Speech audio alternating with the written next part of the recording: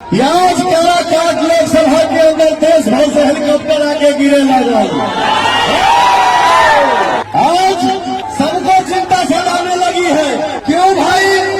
काराकाट में एगो पवनवा ऐसा लड़का खड़ा बा, चुनावी माहौल में सबके दिमाग डगमगा गएगा। किसी के लिस्ट में भी नहीं था। जगला के बाद छोड़ दो भैया, सपने में भी कोई कल्पना नहीं था कि काराकाट भी एक लोकसभा है। मैं इतना